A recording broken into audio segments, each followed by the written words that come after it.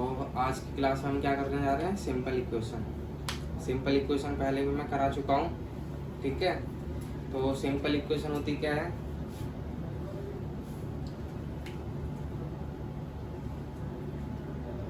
Simple equation जितनी तुम्हें simple लगती है उतनी सिंपल है ना। Simple equation is not simple. Equation का मतलब क्या है पता है? इक्वेशन का मतलब देखो मैं बता दे रहा हूँ। जैसे कि यहाँ पर मैं लिखता हूँ 4x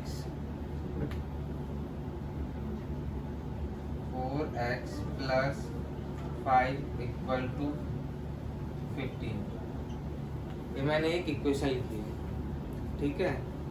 अब इसके साथ जो x है 4 के साथ क्या आ रहा है, x आ रहा है, ठीक है। तो ये क्या हमारे जहाँ पर भी वेरिएबल आ जाता है, एक वेरिएबल आ गया तो उसको क्या कहते हैं, इक्वेशन। और साथ में क्या होना चाहिए, इक्वल टू होना चाहिए, ठीक है। तो ये जो हमारा 4 के साथ x है इसको हम क्या कहते हैं, वेरिएबल, ठीक है। और लेकिन जो x के साथ जो 4 है इसको क्या कहते हैं हम, कोफिशिएंट। जैसे पूछ लेते हैं कोफिशिएंट ऑफ x, तो क्या लिखोगे इसका, कोफिशिएंट ऑफ x। x के साथ क्या है, 4 है, तो ये क्या होगा 4, ठीक है। कोफिशिएंट ऑफ x इज 4, ठीक है। अब इसको हमें सॉल्व करना है। सिंपल इक्वेशन हम इसको क्या कहते हैं, क्योंकि इसमें एक ही वेरिएबल है, ठीक है, और इसमें पावर भी एक ही है। अब पावर क्या होती है, जिसको हम एक्सपोनेंट कहते हैं, ठीक है। एक इक्वेशन मैं यहाँ पर लिख रहा हूँ 8x² plus 9x equal to 30। एक इक्वेशन लिखी है मैंने। तो यहाँ पर x की पावर 2 है, इसको हम क्या कहते हैं, एक्सपोनेंट, ठीक है। तो यहाँ पर पूछ लेगा तुम्हें कोफिशिएंट ऑफ x, यहाँ पर पूछ रहा था ना, तो यहाँ पर x² पूछ लेगा, कोफिशिएंट ऑफ x²। तो x² के साथ में क्या है, 8, ठीक है। तो x² के साथ क्या है, 8 है, तो कोफिशिएंट ऑफ x² इज 8।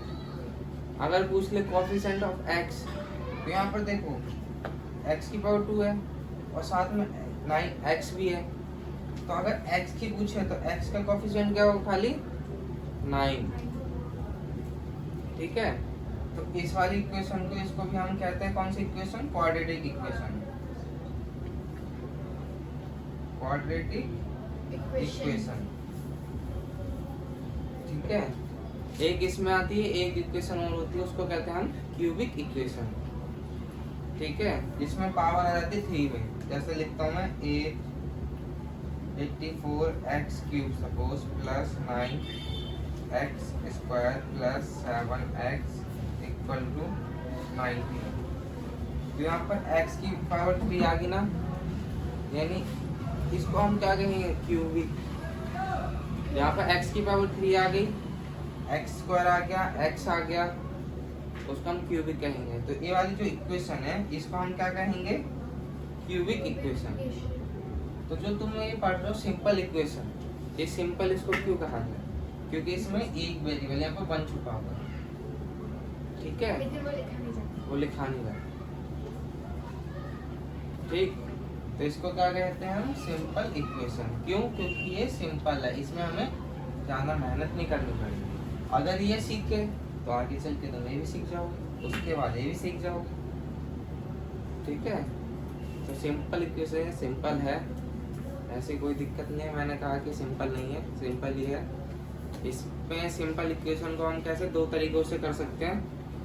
एक होता है बैलेंसिंग, तराजू देखा है ना सबने, तराजू पे जब तौलते हो, ये डिजिटल तराजू नहीं, जो बैलेंसिंग वाला तराजू होता है, जिसके इस साइड क्या रहती है, कटोरी सी रहती है, इस साइड कटोरी सी रहती है, वे दोनों पकड़ते हैं तो बीच में क्या होता है, बैलेंस होता है।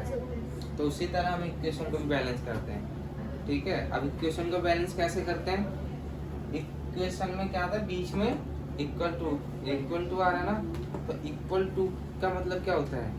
बराबर।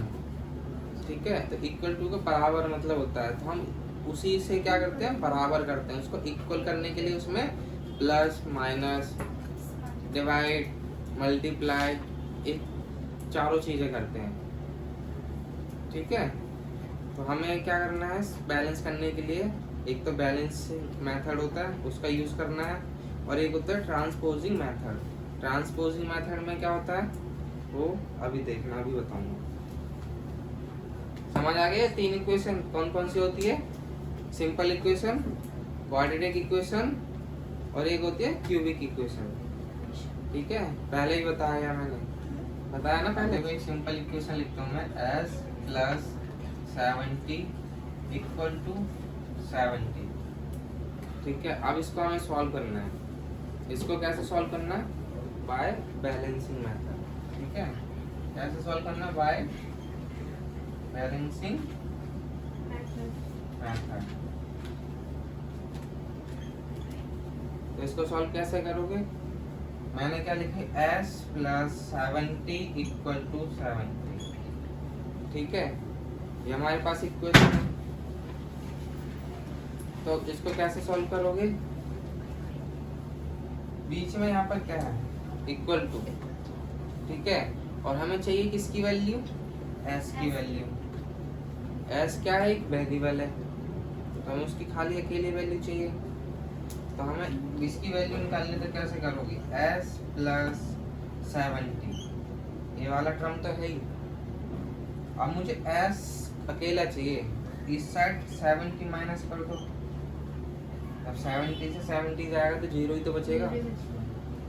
इक्वल टू इधर क्या 70, तो इधर भी 70 लिखो। इस साइड से भी माइनस 70 कर दो। ये क्या होता है? LHS, यानी कि लेफ्ट हैंड साइड। इस साइड का क्या होता है? इक्वल टू इधर के क्या होता है? RHS, यानी कि राइट हैंड साइड। जब ये दोनों बराबर होंगे तभी तो बैलेंस होगा इक्वेशन, है ना? अगर इसको 70 में से 70 को माइनस करते हैं तो कट के क्या आएगा? जीरो आएगा। तो s प्लस जीरो, एक कट के भी क्या आएगा? जीरो, तो इक्वल टू जीरो। तो s प्लस जीरो कितना होगा? s equal to zero. तो s की वैल्यू क्या होगी? जीरो। क्वेश्चन लिखिए। अब इसको हमें ट्रांसपोजिंग मेथड से करना है, बाय ट्रांसपोजिंग मेथड।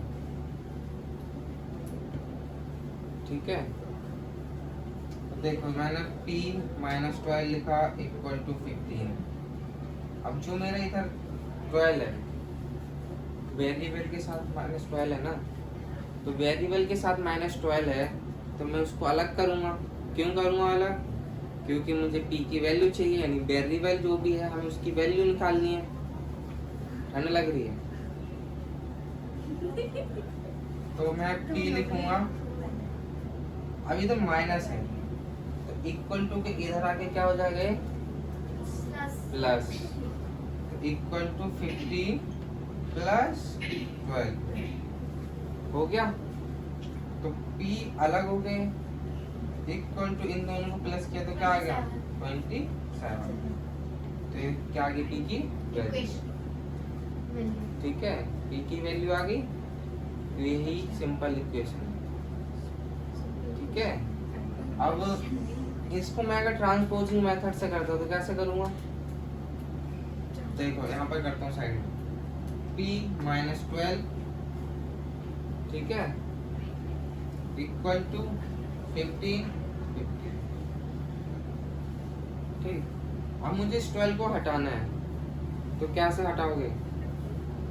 क्या हो गया? मैं इधर प्लस 12 करूँगा और इधर भी प्लस 12 करूँगा, तो 12 से 12 जाएगा जीरो। तो p इक्वल टू इन दोनों को प्लस करो 27। p की वैल्यू यहाँ पर भी 27 आ गई और यहाँ पर भी 27। समझ गए? चिराग समझ आ रहा है? नहीं आ रहा?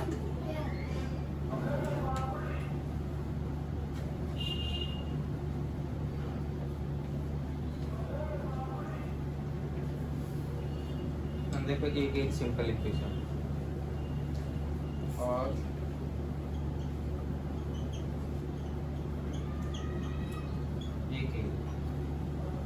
अब इसको हमें क्या करना, सॉल्व। ठीक है, अब इसको सॉल्व कैसे करोगे? तो देखो इधर 0 है, ट्रांसपोजिंग मेथड से करो, इजी रहेगा। ठीक है, अगर वो तुमसे बोलता है solve the following equation by balancing method, तो बैलेंसिंग मेथड से करना है। ठीक है, बैलेंसिंग मेथड पता चल गया।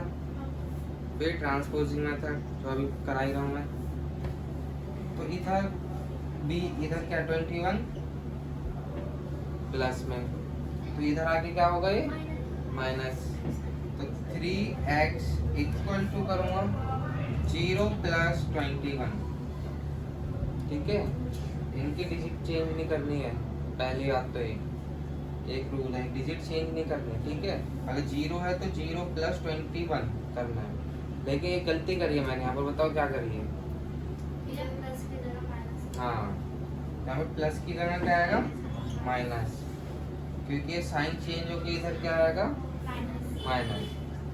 फिर 3x इक्वल टू 0 में से 21 जाएगा तो क्या आएगा माइनस का 21 ही रहेगा। ठीक, अब हमें x की वैल्यू चाहिए, x की वैल्यू चाहिए तो क्या करोगे, x को अलग रखना है। तो a क्या है मल्टीप्लाई में, ये कैसे लिखा हुआ 3 इंटू एक्स लिखा हुआ है इक्वल टू माइनस 21। ऐसे हमें x की वैल्यू चाहिए तो इस 3 को हम क्या इसके नीचे भेजेंगे डिवाइड में। अगर इस साइड मल्टीप्लाई में है तो नीचे आके डिवाइड होगा, अगर इधर डिवाइड में है तो ऊपर आके मल्टीप्लाई होगा। ये दो चीजें याद में, अगर कोई भी चीज मल्टीप्लाई में है तो नीचे जाके वो डिवाइड में होगी। फ्रैक्शन सिखाया था ना, फ्रैक्शन में जो होता था नीचे वाला डिनोमिनेटर क्या होता है डिवाइड में तो होता था, और उसको अगर डिनोमिनेटर का हम ऊपर भेजते हैं तो क्या हो जाएगा मल्टीप्लाई में।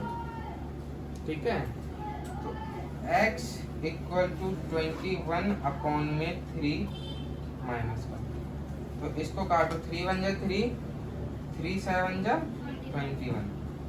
तो x की वैल्यू क्या आ गई 7, लेकिन किस में माइनस में, क्योंकि माइनस में था 21। ठीक है, अब देखो ये वाला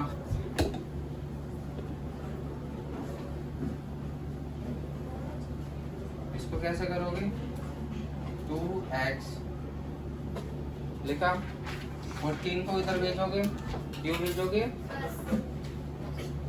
भेजोगे क्योंकि हमें x की वैल्यू निकालनी है सिंगल वेरिएबल की। इक्वल टू 10, इधर आके क्या हो गया प्लस 40, तो 2x इक्वल टू इन दोनों को प्लस किया तो 24।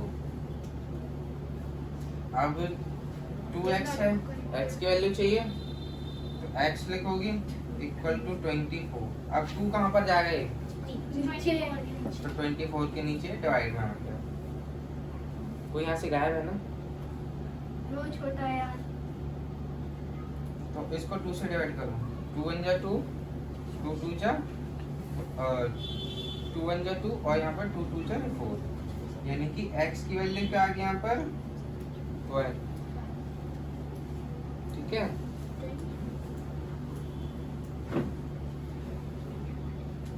अब इस तीनों को सॉल्व करने के लिए तरीका क्या है, सेम ही है, लेकिन क्या लगेगा इसमें दिमाग लगेगा जो कि तुम्हारे पास नहीं है। पकड़ लिया, तुम्हें किसने बताया तुम्हारे पास दिमाग नहीं है? तुम्हें पता है पहले तुम्हारे पास दिमाग है? जब ही तो 0 मार्क्स आते हैं पेपर में। 19 आया भैया, तो चीटिंग करके आए होंगे। नहीं चीटिंग कैसे भैया, इस बार इसमें टेस्ट चलो देखो, बात मत करो, देखो हमें इस वाली इक्वेशन को सॉल्व करना है, तो कैसे करोगे, इसको इधर भेजोगे, ठीक है। तो इसको सॉल्व करो। 2x इक्वल टू -3 ऑलरेडी है, मैंने इस 3 को ऐसे लिया और इसको मैं इधर भेजता हूँ तो क्या हो जाएगा? भैया ठंडी लग रही है। नहीं कम्बल लेके ओढ़ो। मैंने कहा था शोर मत करना जब पढ़ा रहा हूँ। इसको इधर भेजूंगा, क्या आ गए? प्लस का 9, तो इधर प्लस का 9। अब प्लस माइनस क्या होते हैं? माइनस। तो 9 में से 3 क्या? 6। 2x इक्वल टू 6 किसका रहेगा? प्लस का माइनस का? प्लस का। साइन ऑफ बिग नंबर याद रखा करो। 9 बड़ा है, बिग नंबर क्या है?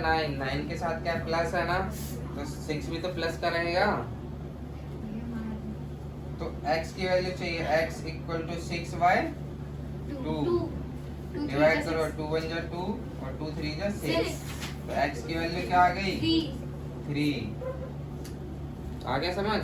अब इस वाली इक्वेशन को करते हैं ऊपर। क्या है? 5x - 12। 5x - 12 इक्वल टू क्या है? 18। इसको कैसे करोगे? 5x equal to 18। इस 12 को इधर आके क्या कर दिया? प्लस, तो प्लस का 12। 5x इक्वल टू, इन दोनों को ऐड किया तो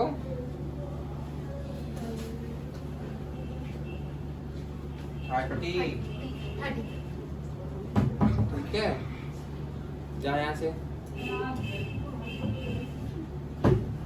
30 आ गए इन दोनों को ऐड करने पर। अब x की वैल्यू निकाली तो x अकेला छोड़ूंगा, इक्वल टू 30 लिखूंगा, डिवाइड में 5। समझ आ रहा है मतलब? इसको डिवाइड करो तो कितने बार में जाएंगे? 6 बार में। ठीक है, डिवाइड करने के लिए हम क्या लेते हैं? एचसीएफ। किन दोनों का? इन दोनों का। न्यूमिनेटर एंड डिनोमिनेटर का एचसीएफ लेते हैं। बेटा ये न्यूमिनेटर डिनोमिनेटर इन दोनों का एचसीएफ लेना है, देन डिवाइड करना है। अब 5 इन दोनों का एचसीएफ क्या? 5 है। एचसीएफ का मतलब क्या है? Highest common factor. तो इन दोनों का हाईएस्ट कॉमन फैक्टर ही 5 है, तो इसको 5 से डिवाइड किया तो 5 एकम 5, 5 6 को 30। तो x की वैल्यू क्या आ गई? 6। और इसको कैसे करोगे? -3x - 1 बीच में क्या? Equal to 1 - 2x। तो कैसे करोगे बताओ? वो माइनस नहीं, देखो ये जो वेरिएबल वाले टर्म है, जो वेरिएबल वाले क्या है? टर्म है, उनको एक साथ करना है। जो जिनके साथ वेरिएबल नहीं है उनको एक साइड करना है। ठीक है, तो जो वेरिएबल है, जैसे कि यहाँ पर क्या है? 3 के साथ x है, -3x वेरिएबल इसके साथ में, लेकिन 1 के साथ क्या है? वेरिएबल नहीं है। और इधर -2x, तो इसके साथ क्या है? वेरिएबल है और 1 के साथ वेरिएबल नहीं है। तो क्या करना है? x वाले जो टर्म है इनको अलग रखना है और बिना वेरिएबल वाले टर्म को अलग रखना है। तो -3x को मैं यही लिख देता हूँ और इस वाले टर्म को मैं इक्वल टू के इधर लाता हूँ। तो -2x इधर आके क्या हो जाएगा? प्लस, तो +2x लिख दिया, इक्वल टू, इक्वल ये तो अपनी जगह पर रहेगा 1। अब इस वाले 1 को मैं इधर लाता हूँ तो क्या हो जाएगा? बेटा माइनस है ऑलरेडी है, माइनस प्लस होता है, तो माइनस का 1 है इधर, इधर आके क्या होगा? प्लस, तो +1 कर देता हूँ। तो इन दोनों को सॉल्व करना, माइनस प्लस, तो 3 में से 2 गया 1 x है ना साथ में, तो x, लेकिन साइन किसका रहेगा? माइनस का, इक्वल टू, इन दोनों को सॉल्व किया तो 2। अब इन दोनों को करेंगे तो ठीक है। तो अगर 1x आ रहा है तो हम उसको क्या लिख सकते हैं, खाली x। लेकिन जो साइन यहाँ पर माइनस का है उसको क्या करना है, हमें इधर भेजना है। अगर इसको मैं नीचे भेजूंगा तो ये क्या आ जाएगा, माइनस का 2x हो जाएगा। ठीक है, समझ नहीं आया क्वेश्चन? दोबारा बताऊं? नहीं भी आगे से आ गया? देखो तो इसको सॉल्व कैसे करेंगे? 3x और 8x ये दोनों वेरिएबल है, इनको क्या करेंगे, एक साइड। तो 8x मैं अपनी जगह पर लिखने रहने दे रहा हूँ। माइनस इधर आके क्या होगा, माइनस 3x, 3 नहीं 3x। ठीक है, इक्वल टू क्या है, 20। नीचे -5 आ जाएगा, माइनस ये करके 5x इक्वल टू 20। फिर इसके नीचे 3 आ जाएगा। 3 आ जाएगा। इसके नीचे 20 के नीचे 3 आ जाएगा। क्यों आएगा 3? भैया 4 आएगा आंसर। इसको तो लग रहा है कि 5 3 जो 20 होता है। ये 5 आएगा ना 5। यहाँ पर 5x है, हमें x की वैल्यू चाहिए ना। हाँ भैया। तो x की वैल्यू चाहिए तो x यहाँ लिखोगे और 5 को इसके नीचे भेजोगे तो 20 अपॉन में 5। अब इसको डिवाइड करो, 5 1 में 5, 5 1 को 20, गिना ही नहीं था। x equal to 4। 3 कैसे बोल रहे हो? भैया ये कह रही है, उसको लग रहा है 5 3 जो 20 होता है। टेबल याद नहीं है? पता है मैंने वो ये क्या समझाया? ये देखो, समझाया नहीं, समझो। नम्रिता देखो, पहले भी मैं बता चुका हूँ, ये कैसा फ्रैक्शन है, मिक्स मिक्स फ्रैक्शन है। 5 आएगा। तो इसको क्या करोगे, पहले इम्प्रॉपर 3 इंटू 1, तो 3 1 जा 3 प्लस 2, तो क्या आ गया 5 अपॉन 3। तो मैं इसको एज इट इज लिखता हूँ x माइनस 1/3 इक्वल टू, इसको इम्प्रॉपर में करा तो क्या आ गया, y अपॉन में 3। इम्प्रॉपर में भी कैसे करते हैं, देखो इसको मल्टीप्लाई करेंगे, यानी 3 इंटू 1 करेंगे प्लस 2 कर देंगे। तो 3 इंटू 1 किया तो 3 प्लस 2, तो क्या आ गया 5। और नीचे डिनोमिनेटर इसके क्या है 3, तो यहाँ पर भी हम 3 लिख देंगे। तो ये क्या आ गया, इम्प्रॉपर में हो गया। 5 upon में 3। अब इसको क्या करना, सॉल्व। x की वैल्यू चाहिए, हाँ ये चाहिए। हाँ तो x इधर क्या है 1 अपॉन में 3 फ्रैक्शन में है ना, तो इसको इस साइड लाएंगे तो क्या हो जाएगा ये प्लस। तो इक्वल टू लगाओ, 5 अपॉन में 3 तो लिखेगा ही लिखेगा, प्लस 1 अपॉन में 3 आ गया अपनी जगह पर। ये वाला फ्रैक्शन वाला पार्ट इधर आ गया ना, तो फ्रैक्शन वाला पार्ट भी हमें एक साइड लाना है। नहीं आया समझ? वीडियो को 2 बार नहीं 4 बार देखना, जब समझ आएगा। भैया आगे मैं बाहर देख रही थी, मुझे बाहर समझ में आया था तो समझ। ठीक है, अब देखो इन दोनों का क्या करना है हमें, एलसीएम। लेकिन इन दोनों क्या है 3 और 3 दोनों की क्या है, सेम है। दोनों ही क्या है, सेम है।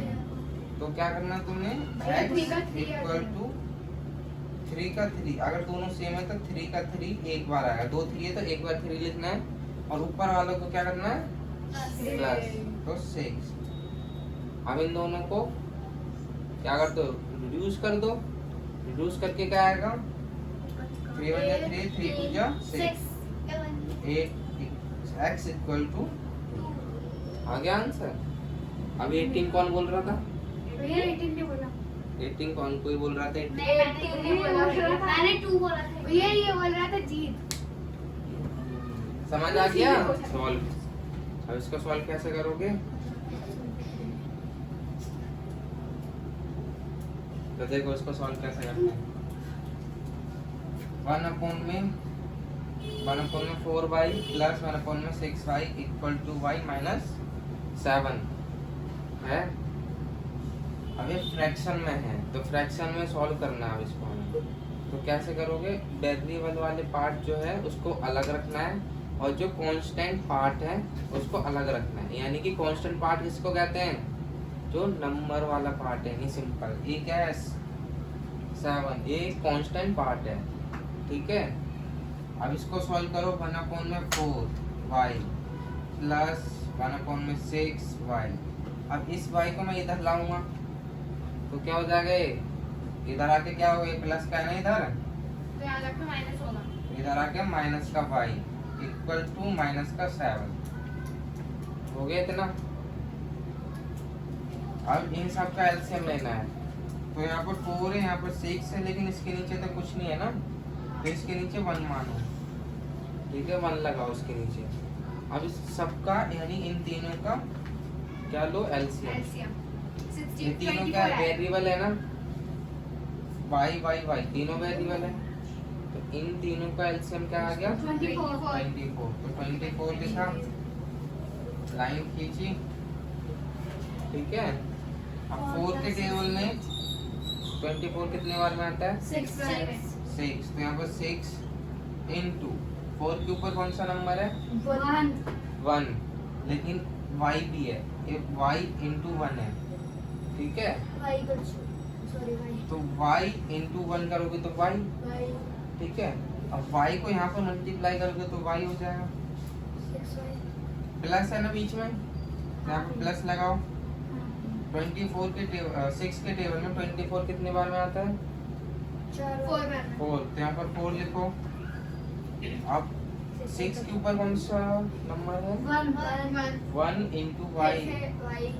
इसलिए मैं कह रहा था इस y को हम ऊपर ही लिख देते हैं, और इस y को भी मैं ऊपर ही लिख देता हूँ, ये कौन आ रहा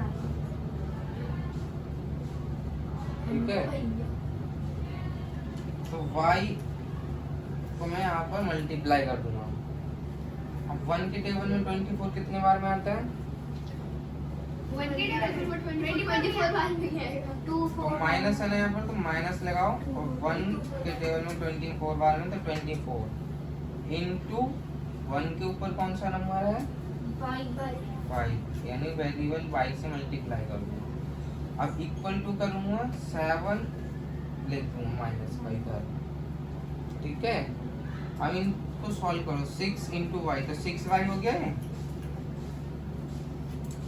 4 इंटू वाई, तो क्या होगा? प्लस का 4y minus 24 4y equal to minus 7 upon में क्या है? इसके तीनों वेरिएबल के नीचे 24 है।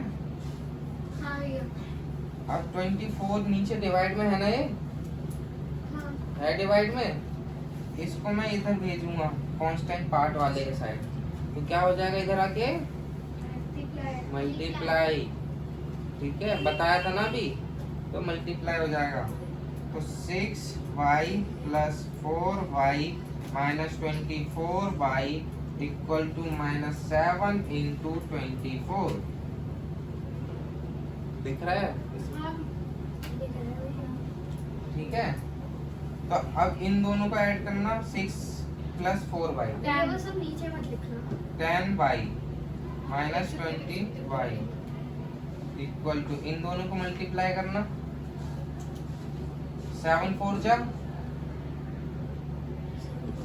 28 यानी 2 यहाँ पर कैरी गया, और 7 2 जा 14 16। लेकिन किसका? माइनस का, ठीक है। ये प्लस का होना चाहिए ना, 24 है ना बड़ा को। बेटा मल्टीप्लाई में नहीं पता क्या? अगर माइनस, ठीक है। अब इसको मैं ऊपर यहाँ पर लेकर दे रहा हूँ, ठीक है। तो यहाँ तक हमारा सॉल्व करके क्या आ गया? 10y minus 24y equal to 168, लेकिन किसका? माइनस का। आ गया यहाँ तक। अब इसको सॉल्व करना है। 10y माइनस 20y, इनको सॉल्व करना। तो क्या आ रहा है इनको सॉल्व करके? 14y, वो भी किसका? माइनस का, क्योंकि साइन ऑफ बिग नंबर, बड़ा नंबर 24 है, वो माइनस का, तो माइनस का 14y इक्वल टू माइनस का 168।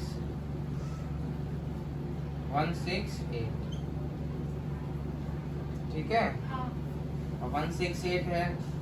अब इसको क्या करोगे y की वैल्यू निकालने के लिए,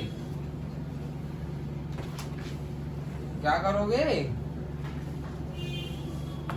डिवाइड 14 को डिवाइड करेंगे तो y equal to -168 divide by 14।